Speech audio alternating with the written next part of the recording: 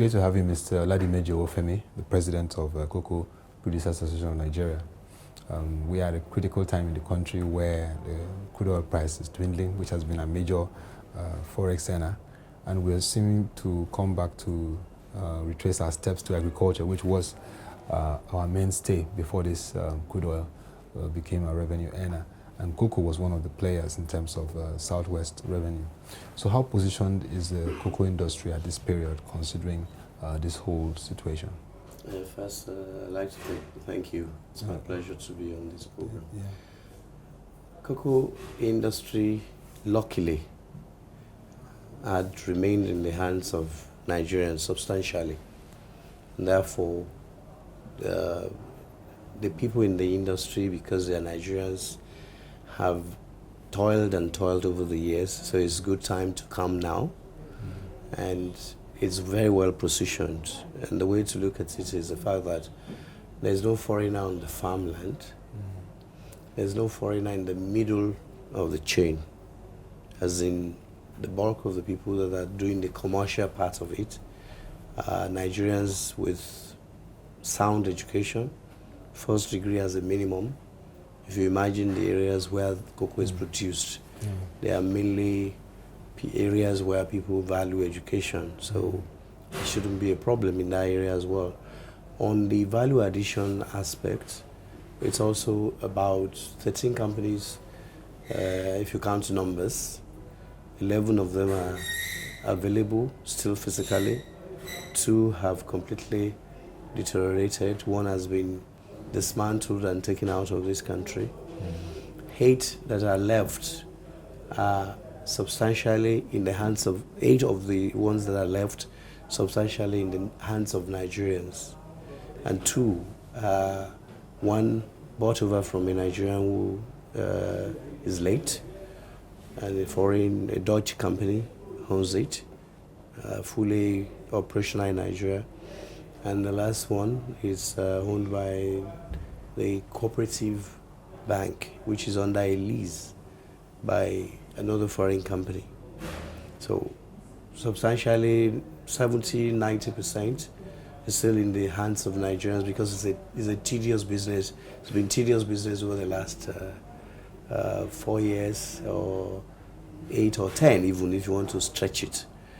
But now that the government is becoming aware of those hanging fruits, it is important that the government also realize that it should not be business as usual, to the extent that when the government, the Central Bank of Nigeria and Nigerian Import Bank just finished a conference in the last 2 weeks, where government is saying, okay, we failed in the non-oil export industry, and cocoa is a hanging fruit, and we'll put 500 billion into the industry for anybody who wants to do any form of 500 billion naira. 500 billion naira into the agro industries. They call it PAVE. Okay. Produce, add value, and export.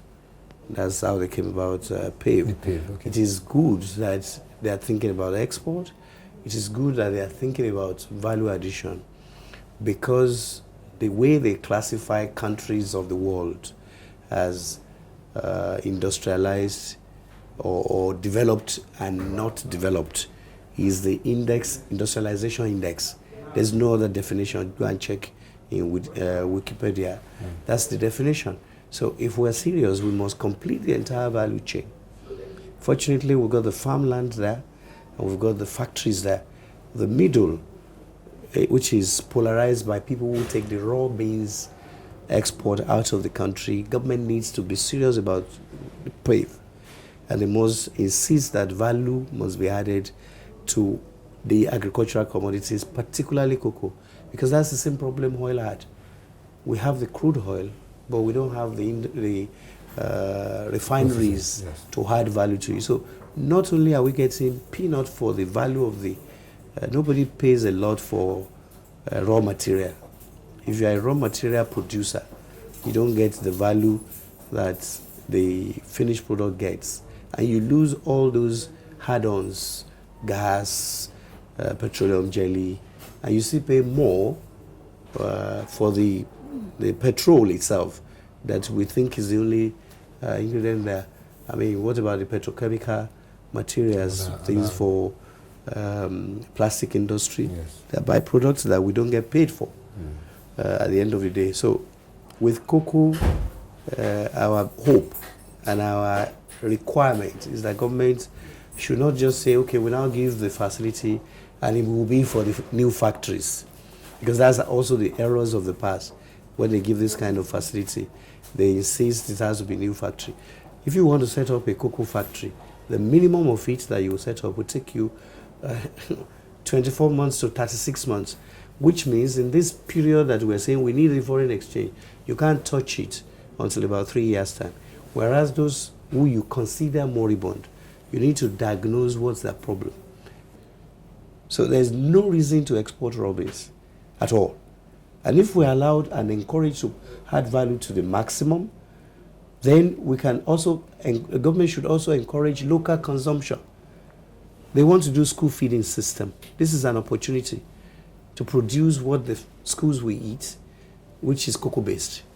You could add it to bread, you could add it to biscuits, because it's nutritional.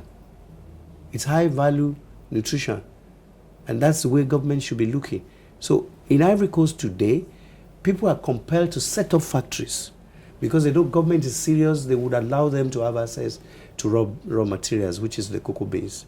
And now they are the leading cocoa processing industry in the world. They've caught up with the Netherlands. It's a corporate policy or government policy that would drive it. We have people who export raw beans in this country, and they've gone to Ivory Coast to go and set up factory. What government needs to do is support the factories to operate at optimal level, restrict export of raw commodities. Those who want to export the raw commodities, let them add value under a tolling arrangement. If they genuinely love this country, let them add value under a tolling arrangement in the existing factories. That leaves the levels the playing field for everybody. And in our association, we're prepared to do that with anybody who wants to do that. Rather than just encourage export of raw beans or encourage people to set up new factories, because they now have what the other factories lacked in the past, which is appropriately priced funding and the right quantum. So they need to refinance their existing loan for a longer tenor, better pricing, and sufficient quantum.